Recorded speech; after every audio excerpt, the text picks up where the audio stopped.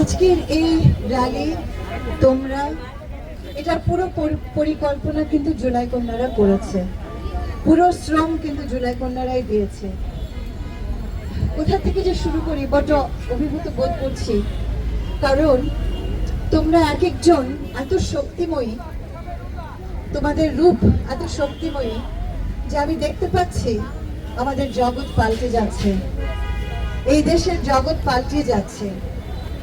তোমরা জুলাই কন্যা, জুলাই মানে অত্যাচারের অবসান, জুলাই মানে অন্যায়ের অবসান, জুলাই মানে নতুন যুগের সূচনা, জুলাই মানে কন্যাদের, মেয়েদের সম্মান, মাথা উঁচু করে দাঁড়াবার সময়।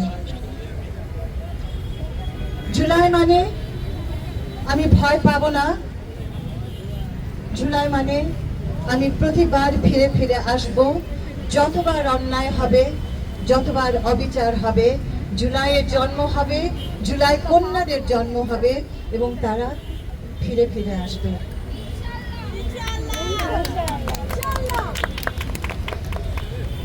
আগামী দিনে তোমরা যে ইতিহাস তৈরি করলে, তোমরা ইতিহাস তৈরি করনি, তোমরা ইতিহাস হয়ে গেলে, তোমরা ইতিহাসের নায়ক হয়ে গেলে। এই ইতিহাস মুছে দেবার নয়, এবং আমি আমার জায়গা থেকে আমার ক্ষমতা বলবো না, যে দায়িত্বটুকু আমার আছে সেখান থেকে আমি চাইবো প্রতিটি জুলাই আন্দোলনের ইতিহাস শুরু হবে মেয়েরা রাস্তায় নেমে জুলাই আন্দোলনের সূচনা ঘটিয়েছে, মেয়েরা প্রথম স্লোগান তুলেছে, মেয়েরা প্রথম প্রতিবাদ করেছে। এই কথাটা যেন সবসময় থাকে। আমরা জানি ইতিহাস খুব সহজে মেয়েদের ভূমিকাটাকে আড়াল করে ফেলে, তবে এবার তোমরা হবে সেই ইতিহাসের রচয়িতা। এবং যে ভারসাম্যহীনতা আছে, তোমরা যে অন্যায় অত্যাচারের কথা বলছো, তোমরা যে হুমকির সম্মুখীন হচ্ছ, তোমরা যে সাইবার বুলির শিকার হচ্ছ, মনে রেখো এটা যুদ্ধের অবসান ঘটেনি বলেই হচ্ছে। এই মেয়েটি তোমার, যেই মেয়েটি তোমার রিকশায় চড়বে, সেই মেয়েটিকে নিরাপদে পৌঁছানো তোমার দায়িত্ব।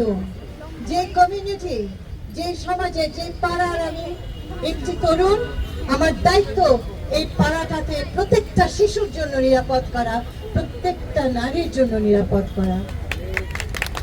প্রয়োজন প্রত্যেকটা নারী তার সার্বভৌমত্ব প্রতিষ্ঠিত করবে। খুব চমৎকার কথা, প্রতিষ্ঠিত করব আমার সার্বভৌমত্ব, আমি আমার নিজেকে রক্ষা করব, আমি সেই শক্তি অর্জন করব। এবং আজ বলে দিচ্ছি যে তোমাদের যে দক্ষতার প্রয়োজন, তোমরা সমাজে যে প্রতিকূলতা সম্মুখীন হও, সেটার অতিক্রম করার প্রয়োজনে যা যা করা দরকার আমার মন্ত্রণালয় করা শুরু করবে। তোমাদের দক্ষতা, তোমাদের আত্মরক্ষা, তোমাদের পাড়াকে বাঁচানো, তোমাদের শিশুকে নিরাপদ রাখা,